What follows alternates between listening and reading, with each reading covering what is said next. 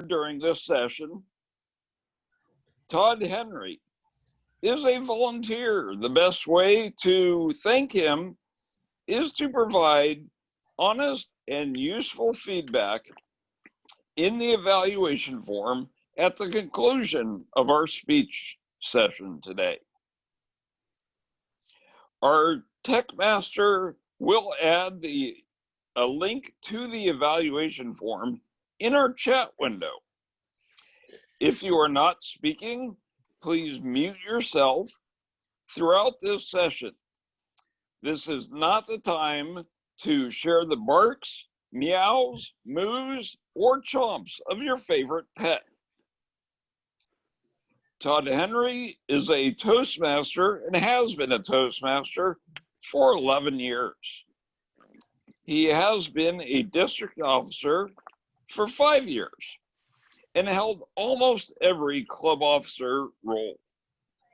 Recently, he served as a regional advisor, helping 4 districts, and he was appointed by Lark Doley. Toastmasters has helped him become a better speaker and leader. While Tod still wants to give a positive and effective presentation, his goals have evolved now. He wants to pay it forward to help other people and overcome their speaking fears so they can share their stories. Tod works to be a positive influence and to involve members in new roles so each of us can continue learning by doing. Toastmasters has helped Tod in his community involvement and as a professional, as a realtor. Tod currently gives seminars, and the Toastmasters has taught him to be more effective in providing the seminars in his personal and professional life. Toastmasters has changed his life forever, and he firmly believes Toastmasters can help anyone and everyone improve their speaking experience. Tod, please share with us your story. Thank you so much, Scott, and thank you for serving today and putting such effort in. Thank each of you that chose to spend your afternoon here without bribery to attend this session. I firmly believe that teams can accomplish so much more than we can as individuals. And some of you know that I'm a huge sports fan, especially college football. So this is one of the few images that you will see where I use a non-sports concept to prove this point.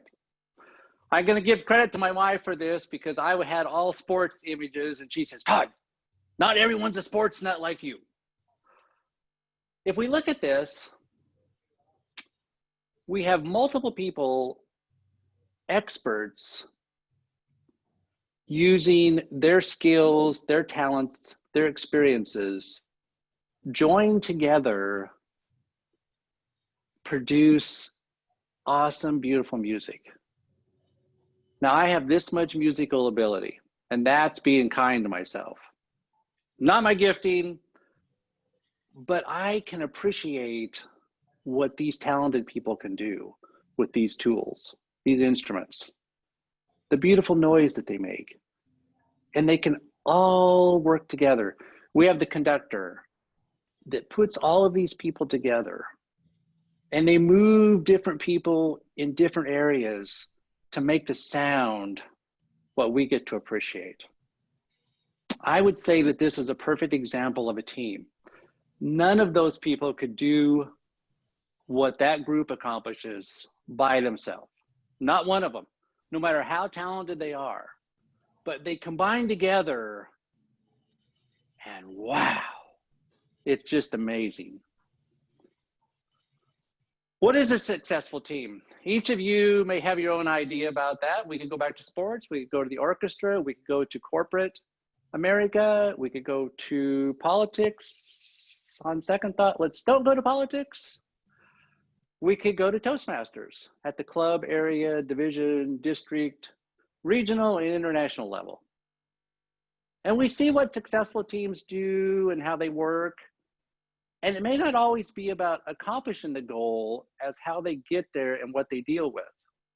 Look at what the teams had to deal with this year with coronavirus. That's totally unexpected. And here we are having this meeting today. I'm in Northern California. Some people are in Southern California. If we took a poll, where is everybody from? Could be scattered around instead of in the one location that we would have been on this one particular day. For me, a successful team is a group of people committed to accomplishing a goal or a series of goals. And they work together, not in opposition. They say that a picture is worth 1,000 words, and I'm back to my sports thing. If we look at the top picture, that's the Golden State Warriors during their run. I would say that look at the joyous expressions on their faces. These people, most of them like one another. Now there's a few that had some issues, but most of them like one another. And they're together. And we look at LeBron on the bottom. They didn't win that year. He's by himself. And he arguably was the greatest player in his generation. But he didn't reach the final goal. And for professional athletes, that ring on their finger is their goal. He didn't make that happen. He, unlike Michael Jordan, doesn't make players better. He doesn't have that one gift. Talent beyond compare. Some of you may disagree with me. Talent beyond compare. God-gifted talent. That gentleman can do things with the basketball that many of us can only dream of and just go, wow. But he doesn't have that gift of making his people better, working together. He does not have that gift. How do we develop a team? Sometimes, if we had our druthers, we'd like to have all these people that we really like and that say, Todd, you're the most wonderful person in the world. But that's not really what Todd needs or that you need. In Toastmasters, I'm thinking district leadership teams, they don't get to choose all their people. And in some districts, I know Jesse Oatley's on here. He's a previous regional advisor as well. I think Jessica Allen is as well. There might be a couple others. We can tell you there's some districts out there that aren't in cohesive agreement on where they're going.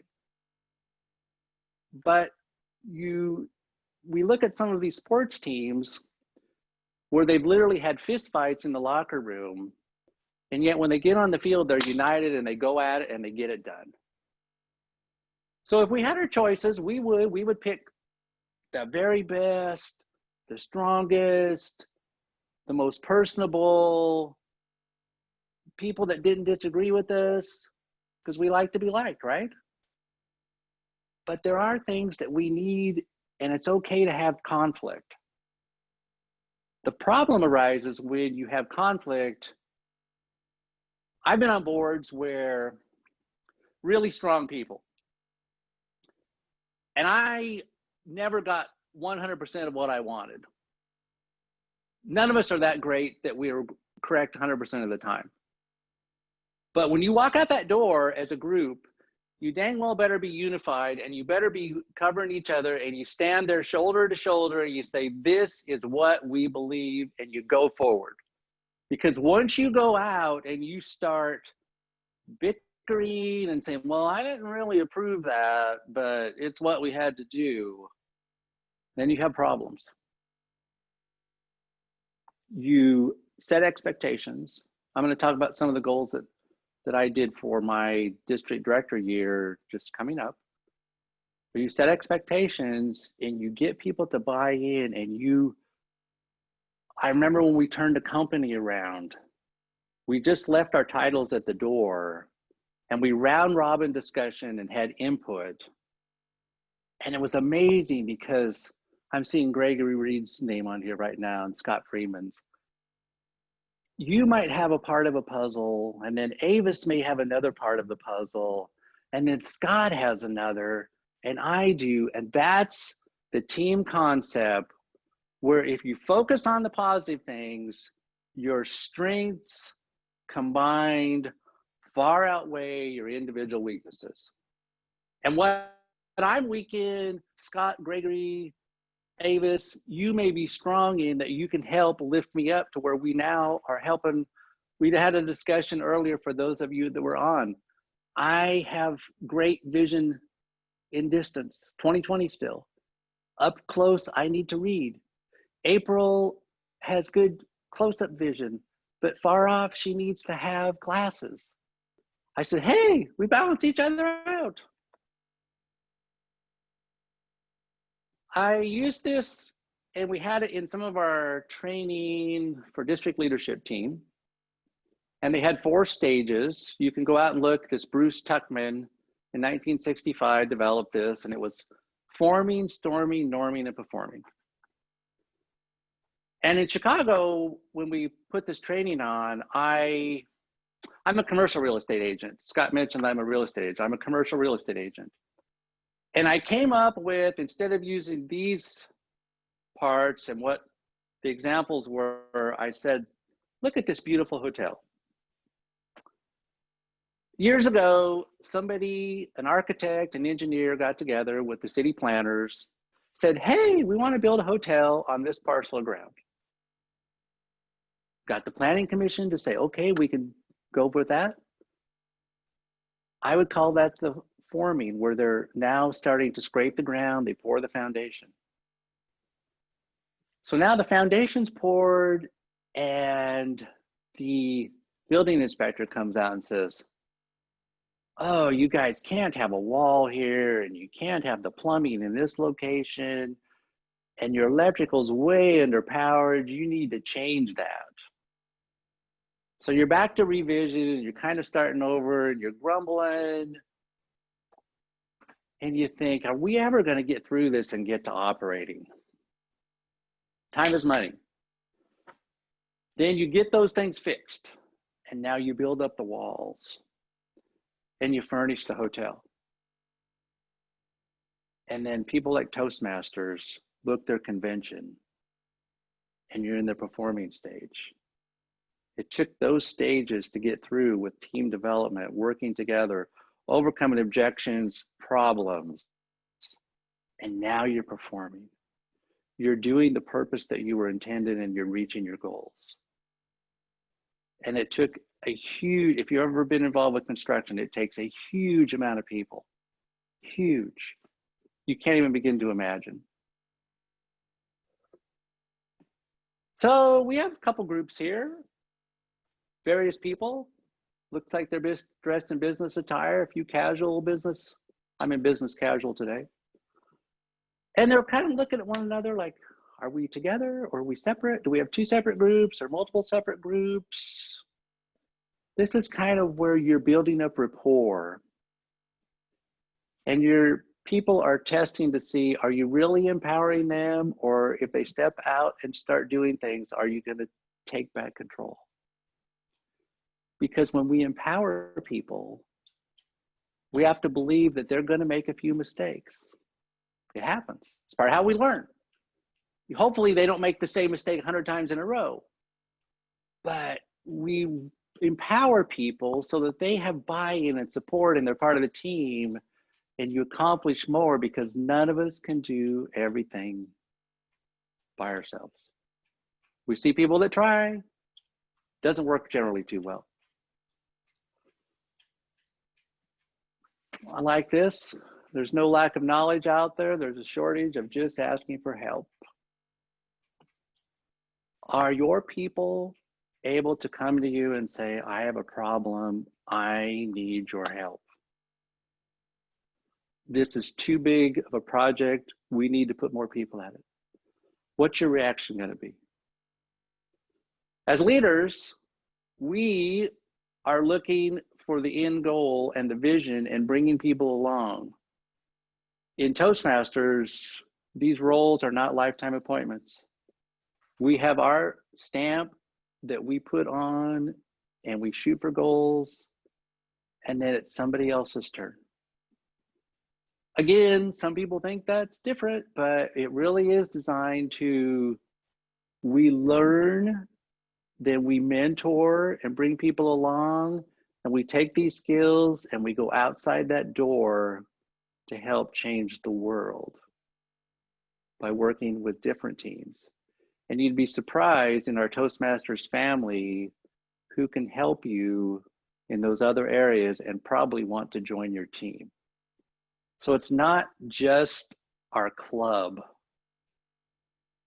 It's the entire world, the nation, whatever you need. I'm pretty certain you can network through Toastmasters for these teams of people that want to and can help you. But you have to ask. They're not going to read your mind. Okay. Ever see any teams that function like this? Probably not the most effective, especially if you're got your head twisted sideways from the guy knocking you in the jaw. That's probably not too helpful. And yet we see this, and like I've told, I'm sure Jesse's heard this, I know Jessica has, I told Lark Doley, I said, my gosh, we volunteer our time, all of us are volunteers, we pay our dues, we're not scheming to become the chairman of the board of Google to become billionaires. We're helping people just like we were helped along the way. This is not the most effective way to do that. I'll guarantee you most of those people, they're gone. They're not going to renew their dues. This is looking a little more like it.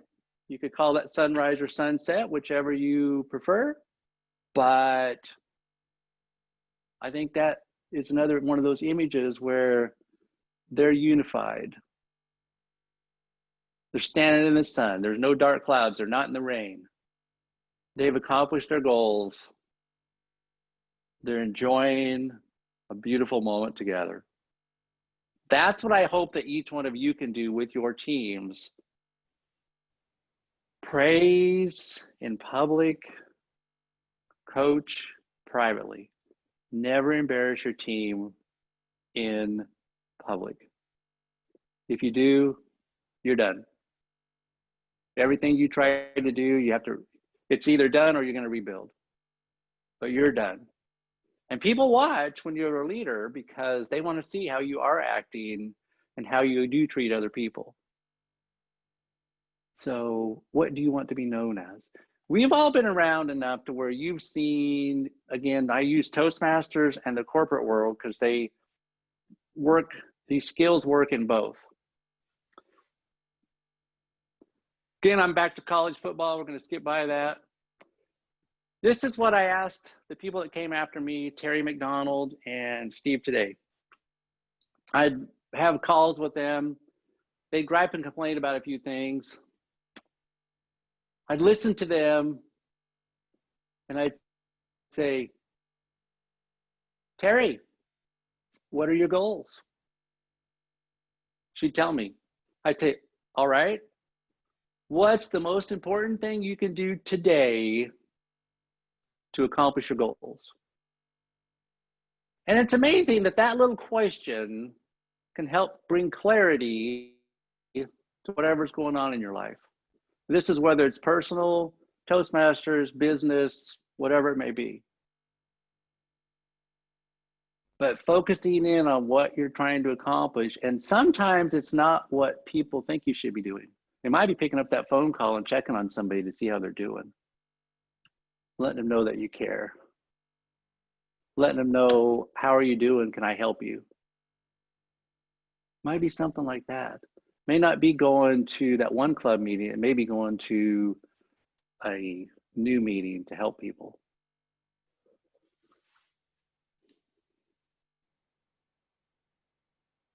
So for district officers, it's this. This is your 3 goals. No matter what you write down on your piece of paper and your success plan, this is your 3 goals.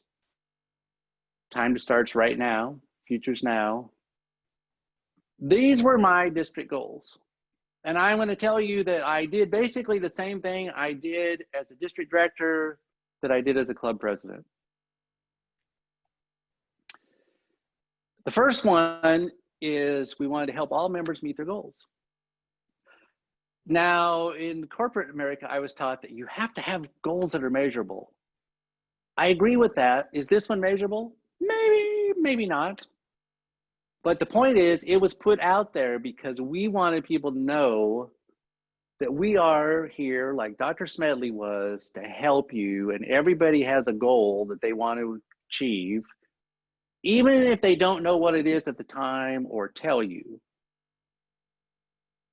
But that was our stated message, was we're here to help you. And they believed us. I'm back to this praise in public. Coach, take to the woodshed in private. You never embarrass your team or anybody else.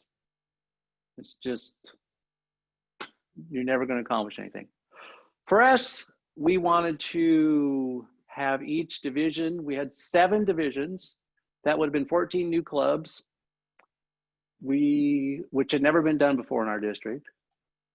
We built 12, District 57, which has never been done before or since. And it was our sales members, our area and our division directors were our sales team. We didn't have a club extension chair. We had a group of people, the team, all working towards this goal. We wanted each division to be President's Distinguished. If you're a district director, you know exactly what that means. It's impossible to not be at least distinguished if that happens. We were going to be Distinguished Plus. We missed select by 22 members and have fun. Now, as president of a President's Distinguished Club, I hope you understand that in Toastmasters, we really either have an educational problem or a membership problem. It's one of those two. And I didn't really talk. I've seen some club people talk about DCP, DCP, DCP, DCP, DCP, just pound on that. But if you break that down, and I'm cheating to use the first page on my screen here, but if I can get Scott, Gregory, and Avis to give some speeches and fill a few roles, I know that they're going to earn educational awards for the club. But I also know that if they're going to give these speeches and achieve these educational awards, I know for a fact that they're going to be a better speaker than they were before they achieved the award. That's just the way it is. So these goals all work at every level of Toastmasters and for the member. If the member's successful, the club's going to be successful. You get a couple new members to join. If you're doing these things and you're having fun in your meetings, you're going to get members that will join. If the club's successful, the area is going to be successful. If the area is successful, the division will be. And it just flows that way, but it starts with the member. If the member is achieving their goals and being helped, they're like a kid at Christmas where they got the greatest gift they ever got in their entire life, the ability to learn to speak before whatever size audience or on Zoom, and they're going to tell other people, they'll bring members into just their enthusiasm. And we know that it changes their life. Because I know that many of you, that's worked for you, and just like me, it's changed my life. That's it. And then we just want to have fun. This shouldn't be, we're volunteering.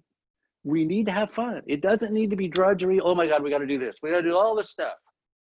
No, we work as a group. We have fun. And you tell me if that's fun or not. If you've been to any of the international conventions, I'm standing next to Murag, president, and that's part of our team. That's Terry and Steve. There's Jean, she was my mentor before me. There's Michael Notaro, past president. We had a big group of people in Las Vegas. Yes, Jesse, we were there on stage. And it was the group of people that did it. I was just part of the team. Who is a leader? Well, it could be anybody. You're the leader of your family. Could be president of the United States and you're the leader. Could be president of your company. You could be a division manager.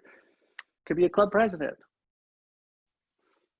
I have various people. This is Vince Lombardi, fantastic football coach.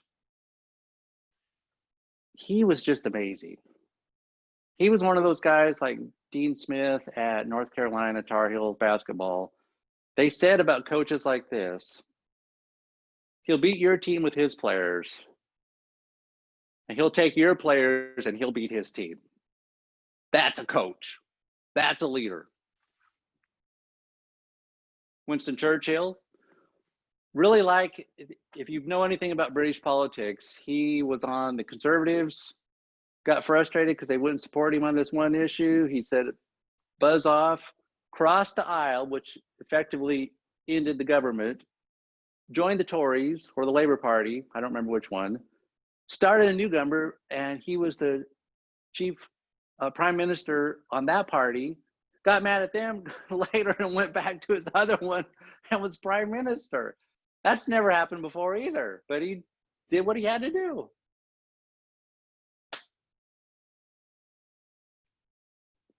If you can't look at Mother Teresa and get a soft spot in your heart because she dealt with people that most people don't want to help. I'm not saying all, I'm saying most. And she says, do not wait for leaders. Do it alone, person to person. And that's what I tell new speakers when they ask me what's it like to talk to a large audience. I say, it's basically the same as a small group. The rows are just a little farther wide and a little farther back, but you're still trying to connect to people one-on-one. And if you can grasp a hold of this concept and you help your team person to person, they're going to climb the mountain for you. You don't have to ask them to, they will. But think about how you've been treated in some jobs you've worked in. If anybody ever had a nasty job, man, ugh. Anyway, and then think about some of the really good bosses you've had. And what was the difference? It was probably how you were treated. So if we're a leader, how do we want to treat other people? Probably like we want to be treated. That's a good place to start. Okay. I used to have an image on here, but I got complained about. And so I said, well, I was making a point, but think about somebody that is evil in history that had a great team. I mean, they accomplished their goals, unfortunately. That was the problem. They accomplished their goals. So you could be that person if you're willing to go far enough. But I'm not saying that's the effective way to go. But we do have to look at that other side. It's out there. But I'm saying you're going to be far more effective to be on the other side than to be this nasty dictator, controlling, minimizing, stealing people's self-worth and esteem. So where do you want to be? And it's not saying that you can't be firm at times, because, well, I believe in the team concept. Ultimately, one person has to make a decision. And for Toastmasters, that's club president, that's a district director. You can have team input, but at some point you have to make a decision, because no decision sometimes is even worse. So you have to try and you have to make adjustments. That's Ralph Smedley, started this great organization. What an incredible legacy that we're all spending our Saturday afternoon from something that this gentleman started because he wanted to help people do better in business by learning how to speak with confidence. And it's amazing about confidence because it influences other areas of your life. And it makes you be able to express your ideas more clearly because you're not shaking like a leaf. Your voice isn't rattling. You can drill people in the eyeballs and you can get your point across. Because we've all known really, really, really smart people, really smart, fantastic ideas, but they were so afraid to step out of the boat that they never accomplished what they were capable of because their fear kept them from making it happen. We're not those people. Michael Notaro, past president, he's in Alameda, District 7. I love this image as well. Person on top of the mountain didn't fall there. They worked their tail end off, went through a lot of stuff, learned a lot of things, tried, probably failed a few times, but they made it. And I look at this image on the other side where they're climbing up the mountains. If you've ever watched any of the movies, you better hope that the leader has the right vision on which path they're choosing to go up the mountain, because you're all hooked together. If you buy in and you're all together, you're hooked onto that vision. Now, if one of them falls, the rest of them are hooked in and they're going to be able to bring them up. If the person on top falls down, you better hope you treated those people well, because they're the ones that's going to bring you back up and keep you from going down to disaster. That's what we do as a team. We help one another accomplish what we want, to be standing up on top of the mountain where we want to be. This was my mentor. Some of you may know him. He was Tevis Thompson. And I met him on my second speech that I did in Toastmasters. He was 6'6". I'm 6 foot. Some people think I'm taller, but he was 6 foot. And he came up to me after my second speech and he goes, "Todd, what message are you trying to give your audience?" "I'm not trying to give a message, Tevis. I'm trying to survive 5 to 7 minutes." He laughed. He goes, "Okay, I can appreciate that, but that's going to pass. And then your thoughts are going to be, why are these people investing their time to listen to me? And what am I going to give them as a takeaway?" And so I grasped that concept. And it's part of what you heard Scott read in my bio. I'm trying to pay this forward to help others. I'm still practicing. I mean, like I tell people when they evaluate me, hey, when I'm popping 150 grand a weekend like John Maxwell, don't criticize me. Until then, I got a ways to go. And I'm not popping 150 grand a weekend for doing this session here. So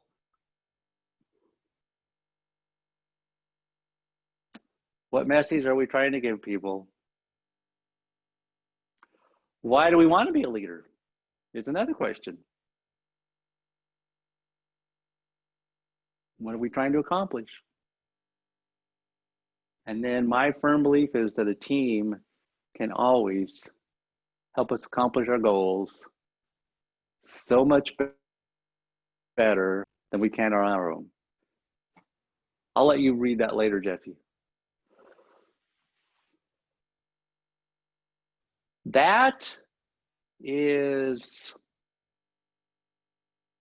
why I believe in the team concept. I've done this in corporate America as well, where I've turned around a company and it was just amazing.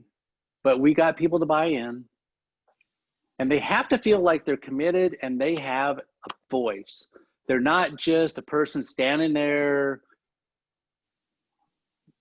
for no reason at all.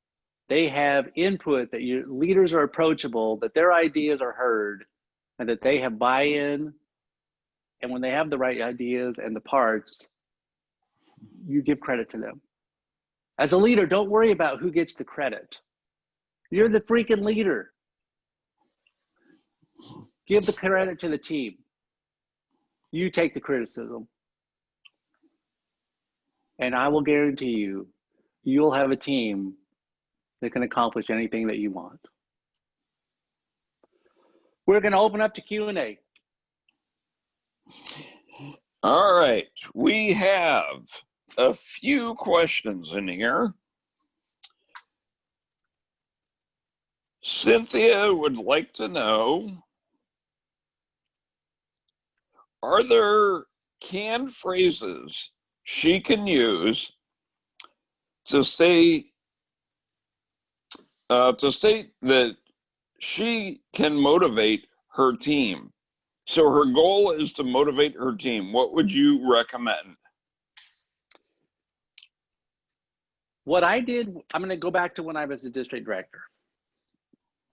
The first thing we did in June, and our term didn't start until July 1st, was we had our division directors, our top 7 members, meet for a breakfast, but you could do coffee or a meeting or a Zoom call now.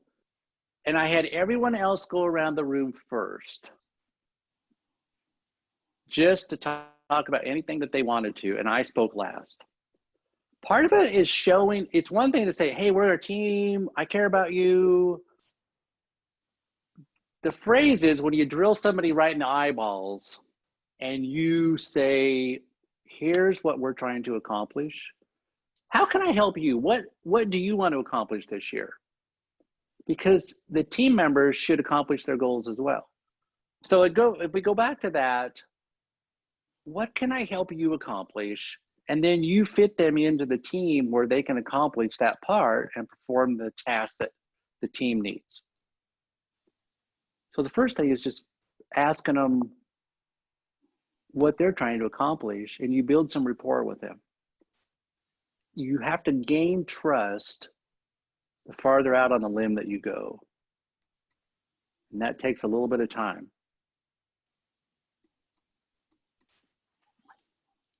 Cynthia, did that answer your question? My question is actually, I've been with my team for a little bit. So this is work related, the question I'm asking. And my basic question actually boils down to, what if I goofed? How do I save myself and motivate the team back?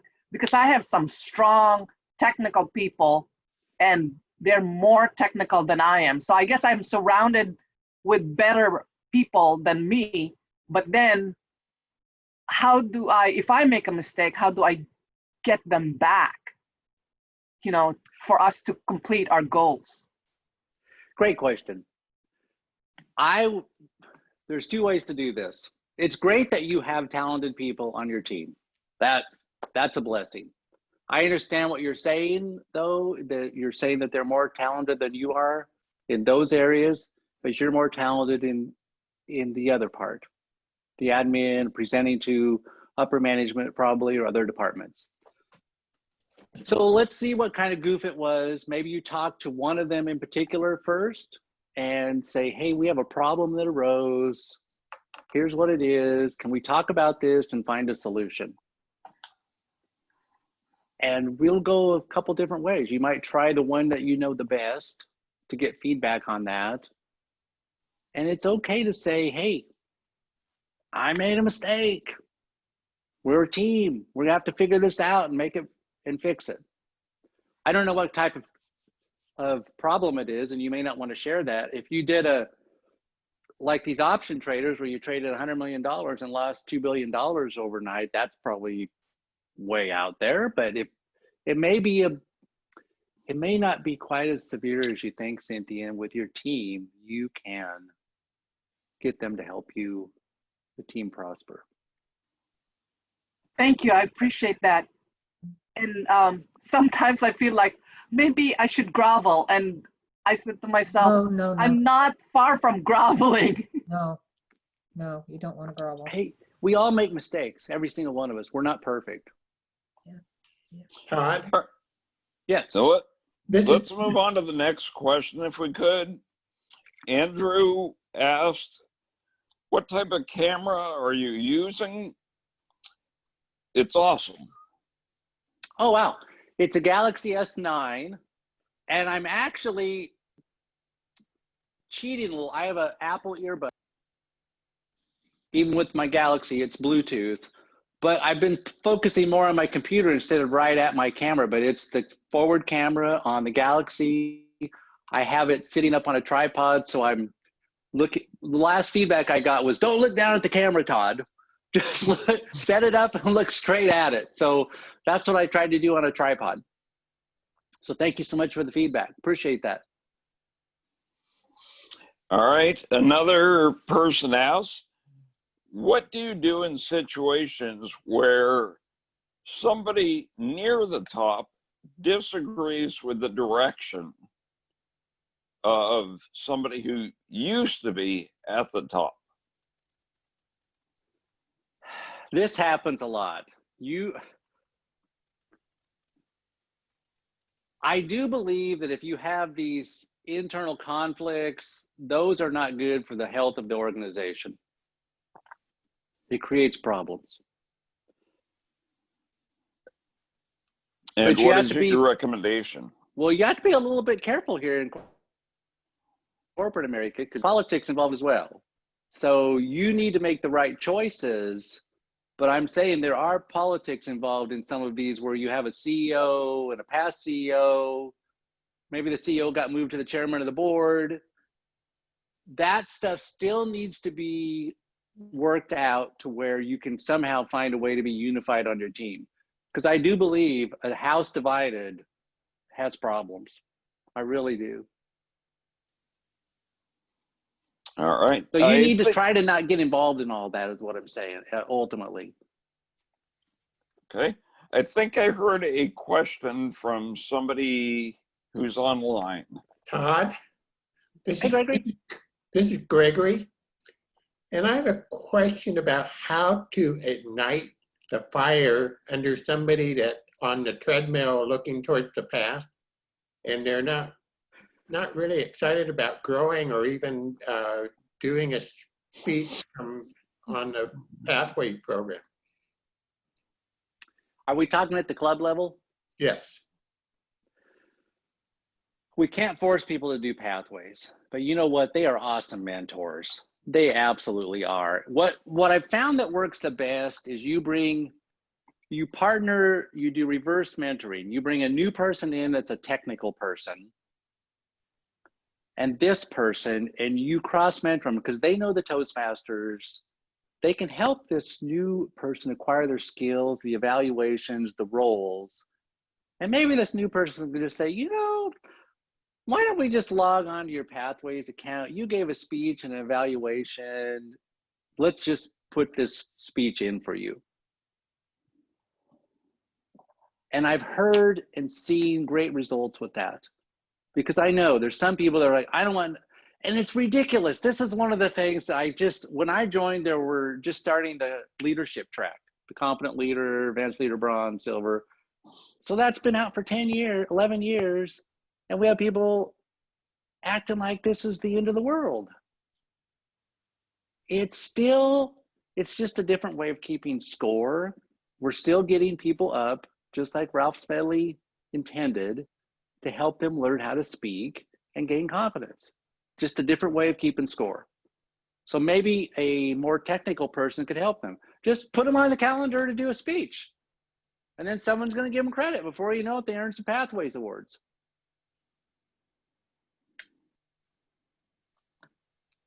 Does that help?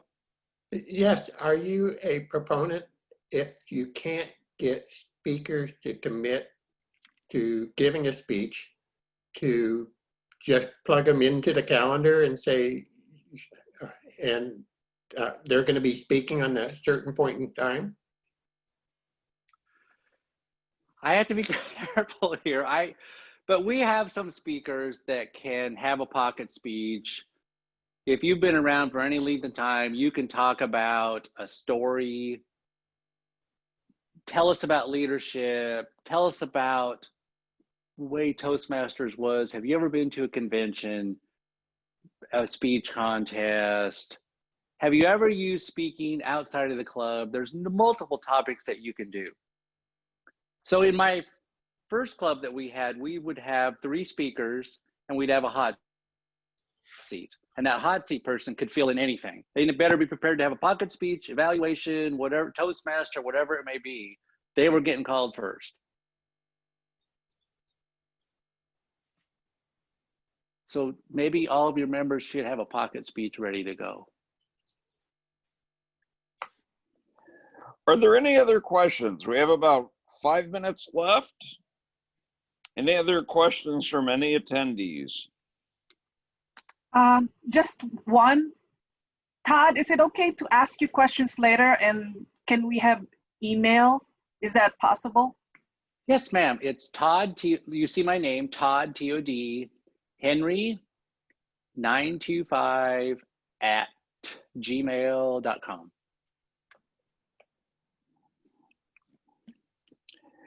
Todd, is And it just ask go you ahead.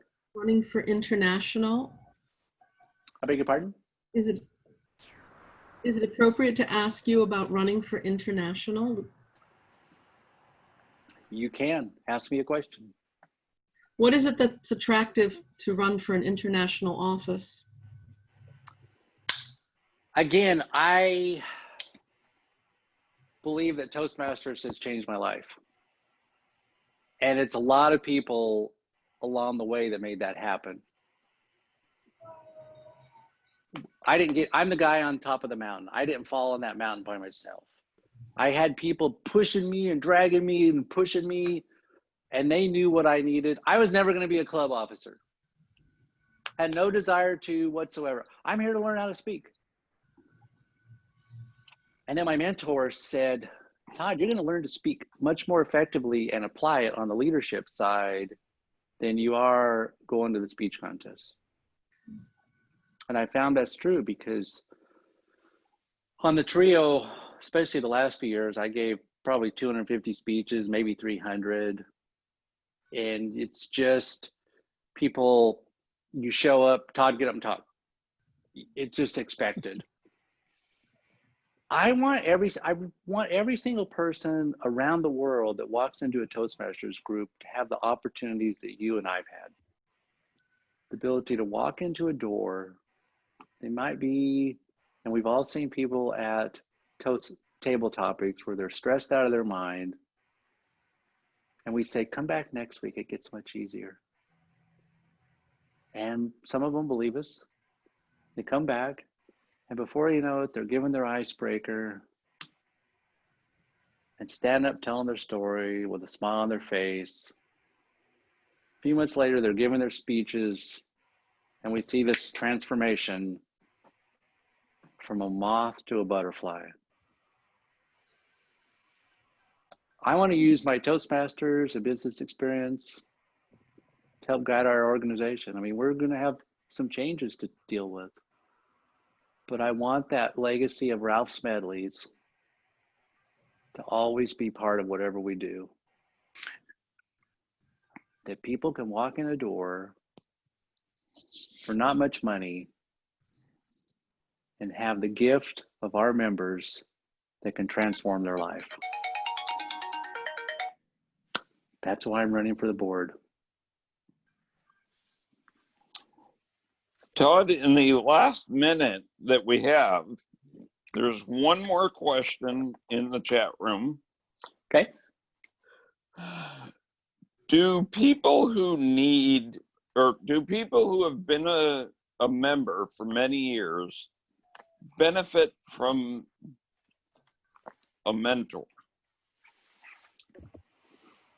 Well, in the example that Gregory had, obviously some people could be mentored by a technical person showing them how to use Pathways.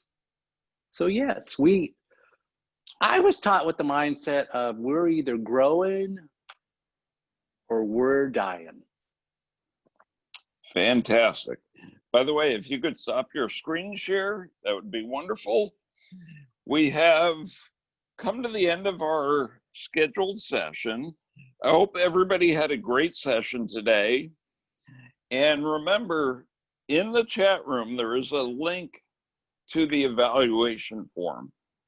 Please, everybody who is in this session, take a few minutes out of your time and complete the evaluation form. Thank you very much. And this session is now over. Thank you so much, everyone. Have Thank an you, awesome Todd. day. Thank you. You're welcome. Thank you. Happy people. Bye, Jesse. Thank you, Todd. Thank you so much, David. Have a great day.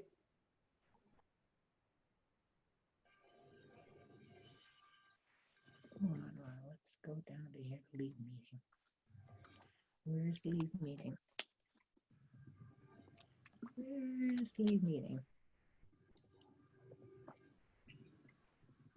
There we go.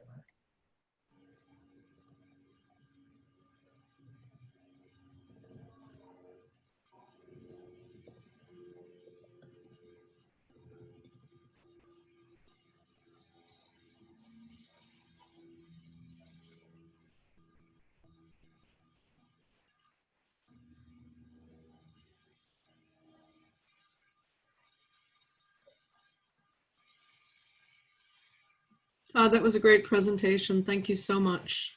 Thank you so much. I appreciate it. I'm just reading through some comments. Mm. This is the last session of the day, correct? It is. That it is. All right. Well, I didn't see any chats, and if I couldn't really punch on it, Sherry, because then I would have lost the contact with the group. So sorry, you wanted me to share. Somehow, everything I did wouldn't let me refocus on you in the last couple of minutes. But it was a great speech, fabulous slides, and I think for the most part, I'm hoping you get some excellent feedback. There's still people on the line if you want to have any conversations. Okay, so the screen went away when I was doing the sharing. You didn't see me at all because I'm seeing myself on the camera. No, toward the end. The share took over. At the very end. Oh, you're muted. Oh, now you're back, Sherry. Your voice went away.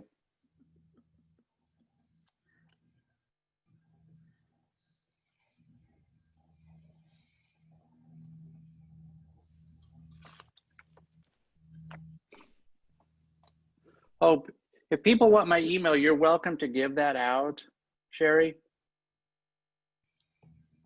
Okay, if you want, do you want to put it in chat? I am right now. I just saw somebody ask for it. Excellent.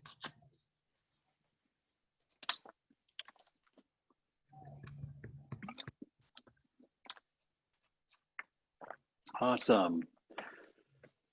So you had a full day. LACE is a full day. You know, the most amazing thing about LACE this year is anybody that wanted to attend, there was no charge. I thought it was an exceptional set of LACE sessions. Yeah. I saw you were busy. The schedule was all day long. Started at 8 o'clock this morning with Lori. Yeah. Wow. By the way, I love your badge. Looks great on you. Oh, thank you.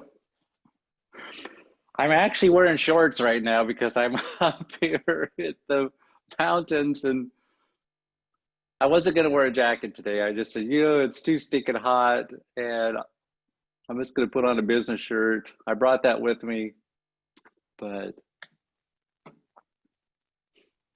it is what it is. Okay, I've unmuted everybody who's remaining, and if there is anybody that you want to talk to, there's still another 10 people besides us on the phone. Okay. If anybody has a question, I put my email out there in the chat for everybody if they want it. Okay. Somebody asked, I think Andrew did, so I put my email out there. It's just my name, only 1D925@gmail.com. Todd, where's home for you? What city? Yours. Alamo, it's in the East Bay, Walnut Creek, Danville, about 25 miles east of San Francisco. Okay. Hey Todd, this is Andrew. Thanks for the email and thanks for the great presentation. I enjoyed it very much. I do Thank have you. one quick question. What does your badge say? I could not read it no matter what I did. It is, it's my regional advisor badge. Ah. See if I can get it on my phone here. What I really There you liked about your camera and the presentation is it showed more of you than just your talking head, so that you're able to be and that's what we are having trouble with in my club's meeting, is we get talking heads, so we don't get really body language, or only facial expressions, not body language, not emotion, not you can't really show things moving and stuff. So it agitation and stuff is a little harder to show in a speech. So this worked out great. And Thank it's you. a tripod, huh? Maybe that's what. Yeah, I'm on a tripod. It folds out. I actually have it up on a ledge. I just had to have it pretty much eye level. Maybe that's what we should do if our members. And it's adjustable. It's a VIVITAR brand. I think I got it at Fry's or Best Buy. Okay. Yeah, I think it's what, but a lot of our members unfortunately have laptops that have the cameras built in, so there's not much they can do and still be able to see the chat. Yeah, what I did, I used this for Zoom calls. I can get 4 people on the screen and I'm pinned to the top. Nice. Left. And I just have been using this instead of my computer because I like to use my earbud. I've got these things in my head about 15 hours a day. Oh, Lord. Yeah, probably not good for me, but that's what I have. Well, and today I'm just standing back a little bit so that you can get more. I noticed that you had to. It really worked, I thought. Thank you. I appreciate that. For your speech, because you were able to show, that you were not just presenting a speech, or a news report or something like that. A lot of our members, I do notice that they look like they're a newscaster because they're just all you see is the head, and shoulders. Sure. But so I'm gonna take this back to them, and I'm gonna be PR for my club and talk to them and see what can be done. Okay, that sounds cool. It's so hard because everybody has different equipment. Right. This whole virtual thing has been interesting to say the least. This is one of the presentations I've done this before in a Q&A format where people just ask questions in the audience. Mm-hmm. And Zoom's a little more difficult to do that because once you get going on the questions on Zoom, it can take away. But I've done this, especially if it's like an hour call. Oh, I do have one more thing to say. When you were talking about asking questions, it reminded me of a quote, and you're welcome to use it if you're interested. I just thought I'd throw it out there.